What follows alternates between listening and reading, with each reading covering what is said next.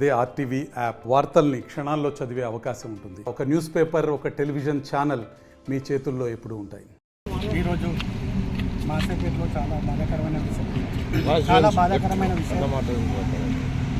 మా తోటి driver bagger Laxman గత 20 సంవత్సరాల నుంచి మాతోటి అందరితోటి కలిసిమెలిసి అందరినీ కలుపుకొని చేసేవాడు, పని చేసుకుంటూ జీవనం ఉపాధి చేసుకునేవాడు.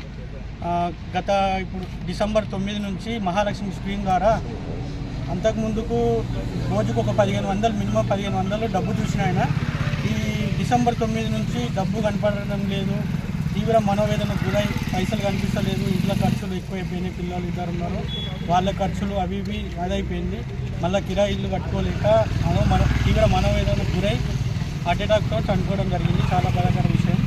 ఈ మహాలక్ష్మి స్కీమ్ ద్వారా చాలా ఉపాధి కోల్పోయినాం. ప్రభుత్వం మా ఆటో డ్రైవర్లందు దయదలిచి ఏదన్నా ఒకటి ఉపాధి లాగా నెలకు 15,000 వృత్తి ఇచ్చి మమ్మల్ని ఆదుకోవాలని, ఇటువంటి ఇంకా వేరే డ్రైవర్లకు రిపీట్ కాకుండా ఉండాలని ప్రభుత్వాన్ని కోరుతున్నాం. మీరు ఏదైతే ఉచిత ఆర్టీసీ పెట్టారు కదా, మా ఆటోలను కూడా ప్రభుత్వంలో కలుపుకొని ఉచిత ఆర్టీసీ విధంగానే మేము కూడా ఉచితంగా ప్రయాణం తీసుకెళ్తాం.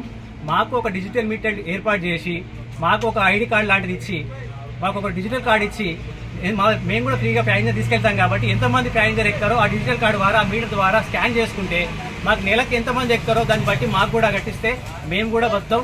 మేము కూడా ఇప్పుడు ఆర్టీసీలాగే మేము విలీనమై పని చేస్తామని సందర్భంగా రేవంత్ రెడ్డి గారిని రిక్వెస్ట్ చేస్తున్నాం.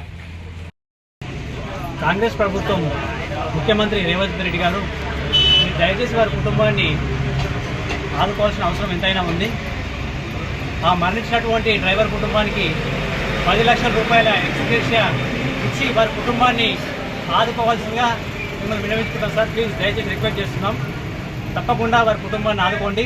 10 లక్షల రూపాయల ఎక్స్గ్రేషియా మాత్రం వారి కుటుంబానికి ఇవ్వాలని ఈ సందర్భంగా తెలియజేసుకుంటాం. మరిన్ని వీడియోస్ కోసం ఛానల్ ని సబ్స్క్రైబ్ చేయండి, లేటెస్ట్ అప్డేట్స్ కోసం వాట్సాప్ ఛానల్ ని ఫాలో చేయండి, అండ్ లింక్ డిస్క్రిప్షన్ లో ఉంది.